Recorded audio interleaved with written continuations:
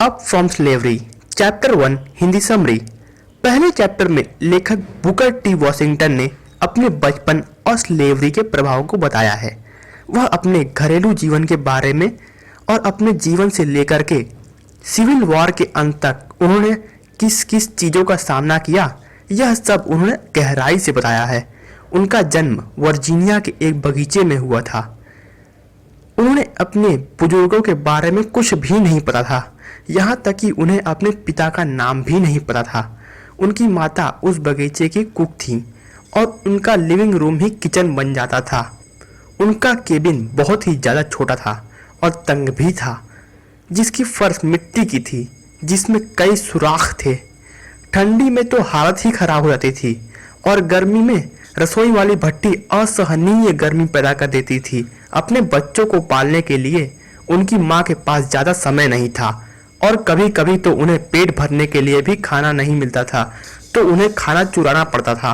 लेखक पढ़ने के लिए बहुत ज़्यादा इच्छुक थे और वह स्कूल को एक स्वर्ग जैसा मानते हैं, पर वह इस बात को ध्यान देते हैं कि भले ही दास अनपढ़ थे, पर उन्हें पूरे देश में क्या चल रहा है, विशेष रूप से सिविल वॉर के बारे में पूरी जानकारी थी।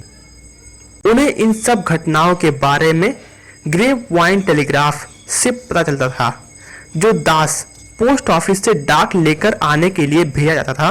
वह वहां फालतू की देरी करते थे और वहां के गोरों के द्वारा आपस में सारी बातें सुन लेते थे और सारे दासों में फैला देते थे। बगीचे के बच्चों को पशुओं जैसा खाना खिलाया जाता था और उनके शरीर पर हर तरफ चोटें और खरोंचें थीं। जब वॉशिंगटन कुछ सफ़ेद औरतों को जिंजर केक खाते हुए देखते हैं तो सोचते हैं कि अगर वो भी कभी सफलता को हासिल कर लेंगे तो जिंजर केक खाएंगे।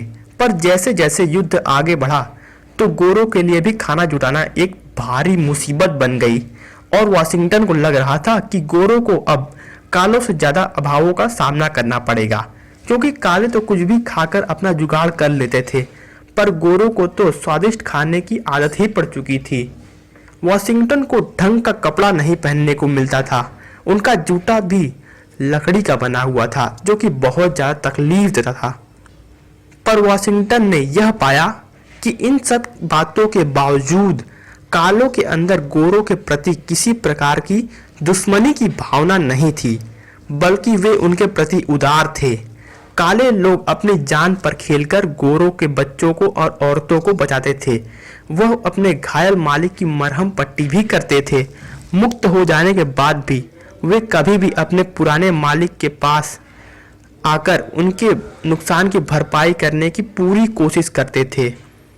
काले कभी अपनी बातों से मुकरते नहीं थे। पर वॉशिंगटन इंस्टीट्यूट ऑफ स्लेवरी पर कोई दोष नहीं लगाते हैं और कहते हैं पिछले दास किसी भी अन्य काले से अच्छा जीवन ही बिता रहे हैं। वह कहते हैं कि वह इंस्टीट्यूट को ठीक से समझ ही नहीं पाए थे। जब उन लोगों को आज़ादी मिली तो उनकी खुशी का ठिकाना ही नहीं रहा, पर कुछ ही देर में उन्हें जब अपनी जिम्मेदारियों का एहसास हुआ तो सारी खुशी खत्म हो गई।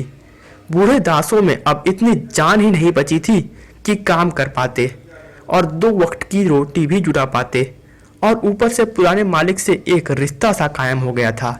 इसलिए कुछ प्लांटेशन ही करने लगे। Please like, subscribe and